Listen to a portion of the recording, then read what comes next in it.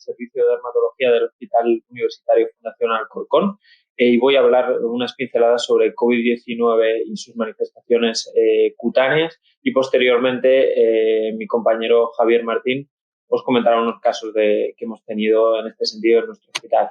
Como ya sabéis, es una infección reciente, nueva, descrita recientemente y cada vez pues, se van descubriendo que puede producir afectación en diferentes niveles y la piel es uno de estos órganos que puede estar afectado.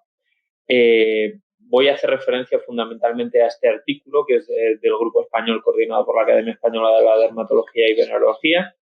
Es el artículo más completo que se encuentra en la literatura en estos momentos. Consigue juntar 375 casos y en base a ellos pues, describe 5 patrones asociados a esta infección.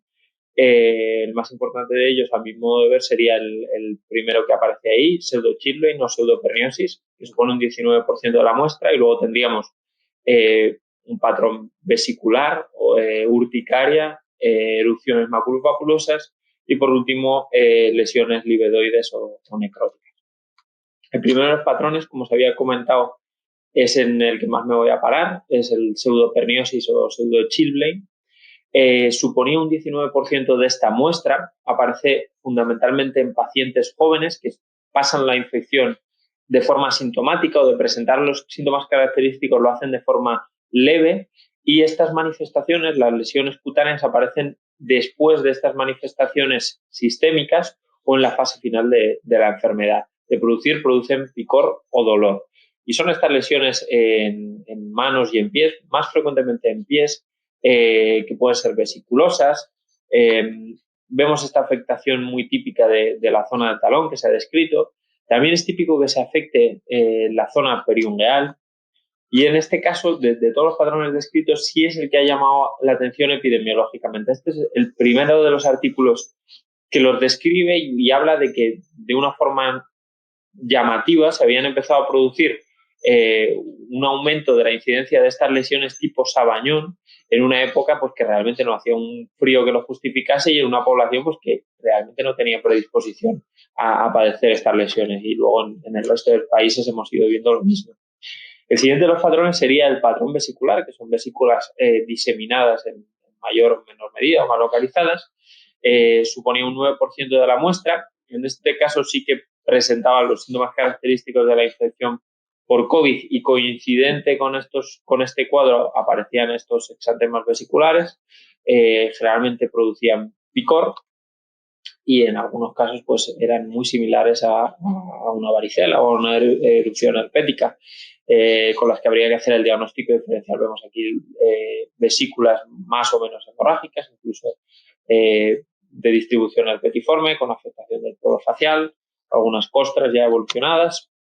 El siguiente de los patrones sería una urticaria clásica, que son lesiones evanescentes que producen picor, también coinciden con el cuadro de afectación general, suponía un 19% y bueno, sin más que se os quede que como muchos otros virus puede producir urticaria. El más frecuente de los patrones descritos, realmente no es así porque es un cajón desastre, serían los exantemas maculopapulosos. Describen diferentes tipos según a la enfermedad o a la afectación cutánea que recuerdan, tipo pitiriasis rosada, lesiones pseudovesiculosas, tipo eritema sudativo multiforme, de una distribución más folicular. Como digo, era el más frecuente, 47% de la muestra. Coincidían también con un cuadro de afectación por COVID clásico de moderada intensidad. Producen picor en la mitad de los pacientes. Y por último tendríamos el cuadro de lesiones, el patrón de lesiones livedoides o necróticas.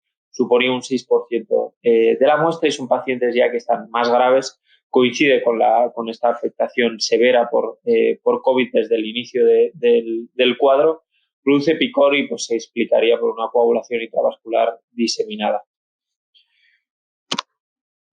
Como os he comentado, en casi todos estos patrones las manifestaciones cutáneas coinciden con el cuadro clásico por COVID, de la afectación respiratoria, fiebre, etcétera, exceptuando las lesiones tipo pseudo-chilblain, pseudoperniosis, que lo más frecuente es que aparezcan después de pasar este cuadro y, como os había comentado, incluso son pacientes que lo pasan la infección de forma asintomática.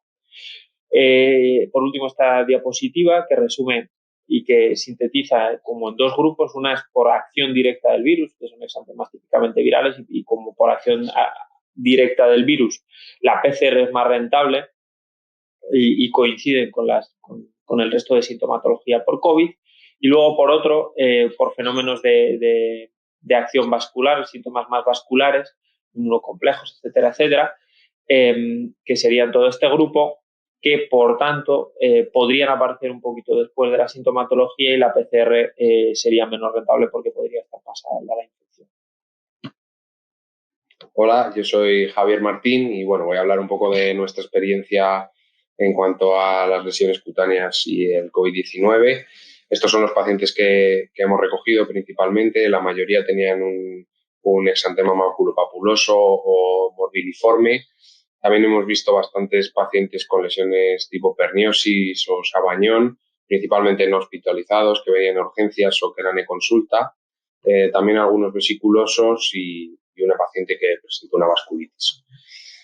En cuanto a los exantemas maculopapulosos o morbilliformes, pues bueno, principalmente decir que son muy variados, algunos son más tenues, otros más intensos, y sobre todo en los pacientes hospitalizados el diagnóstico diferencial es una toxicodermia.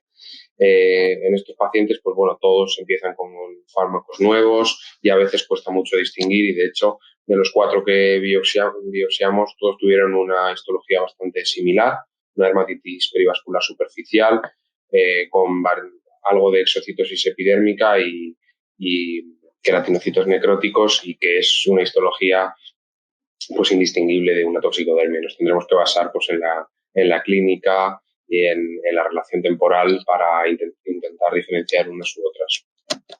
En cuanto a las lesiones tipo perniosis o tipo sabañón, pues nada, igual que lo visto en la literatura, son pacientes más jóvenes, generalmente asintomáticos o con síntomas muy leves, pero pasados, y con la clínica tan típica que ha descrito Miguel. Y en cuanto a los exantemas vesiculosos, que no son tan frecuentes, pero bueno, sí que hay que decir algunas palabras, y es que generalmente son cuando el paciente tiene clínica de COVID y son vesiculitas pequeñas dispersas por el tronco, a veces también en polo cefálico, o también pápulas costrosas. Por eso a mí también me gusta llamarlo vesículo costroso. Principalmente hay que hacer diagnóstico diferencial con otros exantemas vesiculosos, como por ejemplo la varicela, y clínicamente se pueden llegar a diferenciar. Y es que lo que hemos visto es que el exantema vesiculoso por COVID suele ser mucho más monomorfo que una varicela, y todas las lesiones están en el mismo estadio.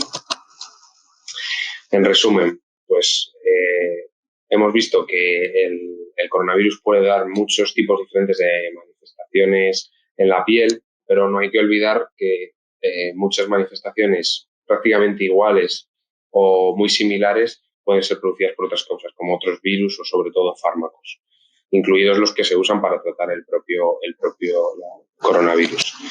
Por lo tanto, habrá que tener muy claro el tipo de afectación cutánea que puede dar el coronavirus, la relación temporal que suele tener el exantema con los síntomas, pero sobre todo integrar la información que nos da la piel con el resto de historia clínica y de síntomas que tiene el paciente para poder llegar al diagnóstico correcto.